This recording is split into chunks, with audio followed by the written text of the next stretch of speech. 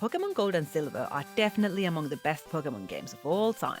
They built on the massive success of Pokémon Red, Green and Blue by expanding the world map, adding a whole new generation of Pokémon, and introducing many features that have since become staples in all mainline games. But did you know they wanted to add a lot more, such as exchanging business cards? Or that originally Unown only had 3 forms?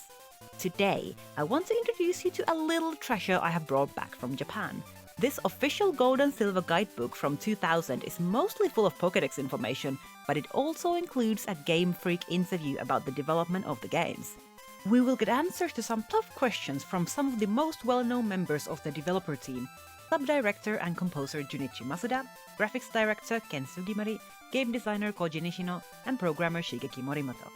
From cut content to development challenges, let's dive into how these beautiful games were created.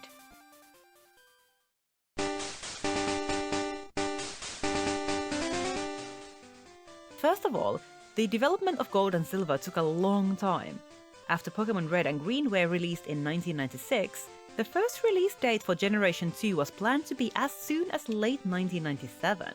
It was first postponed to 98, and the games finally came out on November 21st, 1999. So, what took them so long? The team says that the most difficult part about the development was the battles. Compared to the first games, there were now even more different types of moves, so just fixing all the bugs took them half a year. They also had to adapt to the developments in hardware. When they started making Gold and Silver, the plan was to release them for the original Game Boy. However, when development continued into 1998 and Game Boy Color came out, suddenly there were many new features such as infrared connection that the team wanted to utilize. New accessory devices came out too, such as the Game Boy printer, giving the team even more material to work with. So they came up with a lot of ideas and then had trouble narrowing them down to something they actually could and should make. One dropped idea they mentioned is from the time they were trying to decide what to do with the infrared communication. Masuda explains, "First we wanted to make it into something like a greeting or exchanging business cards, and we tried various things, but the more we thought about it, the deeper it got. It would have been like making a whole other game, so in the end we abandoned it." Eventually they of course settled on the mystery gift feature, but collecting business cards from your friends would have been really cool. I wonder if they were planning something customizable like League cards in Sword and Shield. I guess that would have been a bit too much with Generation 2 technology. The team also discusses how they developed the day and night cycle. When the team first decided that the new games should have a clock, they were very ambitious and wanted a system where Pokémon would appear at a specific time each day. However, with people having busy lives and kids having bedtimes and all that, such a system might mean that some people could never access certain Pokémon if they simply couldn't pick up the console at the right time. It was already quite late in the development when they finally settled for a cycle where the day is divided into morning, day and night, with changing appearance rates between those 3 blocks.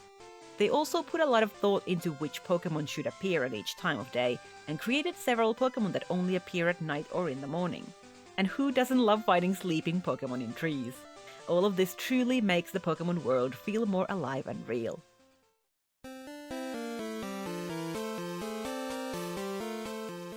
For Gold and Silver, 100 new Pokémon were created.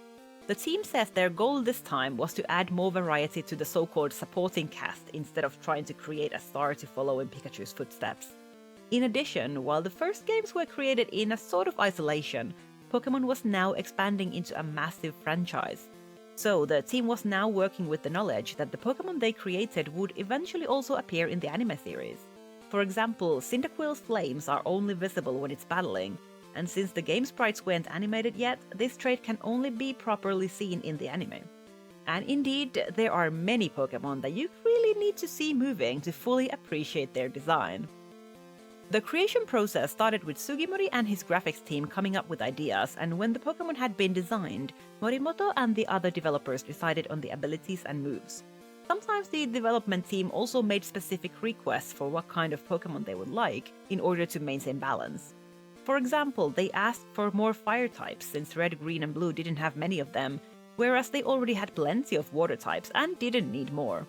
I'm not entirely sure the design team always listened though, considering what we got in the end. The games also have a lot of new moves. For those, the way it usually worked was that Morimoto would think of a new move, single-handedly program it, and then hand it over to Nishino, who would attach it to a Pokémon and try it out. If Nishino said it was too strong or not very useful, Morimoto would make adjustments. Any guesses as to which move was the most difficult to make? Morimoto says it was Protect, simply because balancing it was so hard.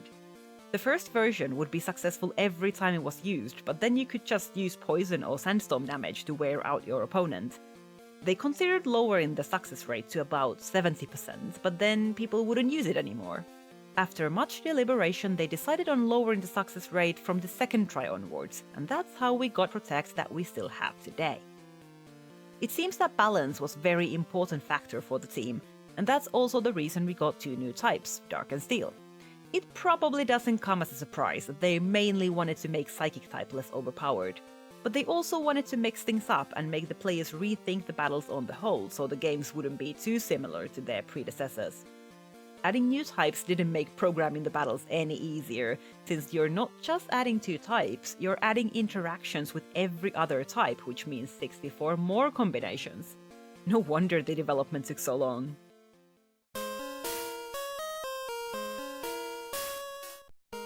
Aside from making the games balanced, the development team also seems to have put a lot of thought into various secrets and mysteries. One of these things is Pokerus, a virus that just suddenly appears on a Pokémon and can also spread to the other Pokémon in your party. The team explains that they got an idea to make something in the game be contagious, but they didn't want it to have a negative effect. That's why it actually doubles the EVs your Pokémon gain from battles and makes them grow faster. I actually only found out while researching this video that Pokerus was alive and well in the mainline games for over 20 years, and it was finally removed from Scarlet and Violet, though it can still be found in the data if you transfer Pokémon from earlier games. I just feel like I haven't heard anyone talking about it in years. There's been speculation that it might have been removed from Scarlet and Violet because of a certain pandemic, which, you know, would make sense, but it's still a little bit sad that it's now gone. The interview also asks about how to obtain various rare Pokémon. When asked whether there really is a Pokémon number 251, something similar to Mew, the team just laughs and refuses to answer directly. They do confirm that it can't be found by searching for it in the game, and when asked about rumors about the shrine in Ilex Forest, Masuda only says they made it look suspicious on purpose. Surely there's nothing there, right? Also, there's a fascinating reveal when the team is asked about Unown. Sugimori says that he originally wanted to make something that looked alien, something that might not even be a living thing. First, he only drew 3 different types, and when he realized they looked like letters, he ended up drawing one for each letter of the alphabet. Imagine if we only had 3 different Unown. The team also reveals that Nishino likes catching Unown in alphabetical order, just so they would look neat in the Unown mode of his Pokédex. Now that's dedication. That's all I have for now, but if you liked this video, I have good news for you. This is only the first in a series of developer interviews. I also brought back a bunch of other video game guides from Japan, each with a few pages of Game Freak content, and my plan is to translate all of them. So subscribe to the channel if you want to know when the next videos come out, and I'll keep working on some more Pokémon research for you.